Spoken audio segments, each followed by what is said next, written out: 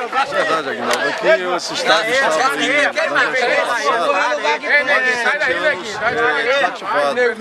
nós conseguimos desde 2013 trazer um gramado de qualidade e agora fechando o ano com esse campeonato municipal com 10 equipes, mais de 300 atletas, o campo sempre lotado, a torcida prestigiando o esporte e entregando aí uma premiação inédita, né? Uma das melhores premiações. Tá no rabo, hein? Tá com bumbuzão. Agora, no ano que vem, nós não iremos iniciar aqui bancada e faremos mais um campo gramado lá no Setor Aliança. Então, é fogoso, incentivando o esporte. Esporte é vida, esporte é saúde.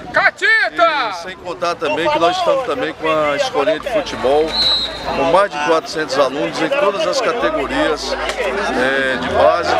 E também a volta do Formoso Esporte Clube, que é o time principal da cidade, que estava aí há mais de 8 anos sem participar de nenhuma competição a nível estadual, e esse ano nós já participamos do regional e o ano que vem vamos participar novamente. Obrigado.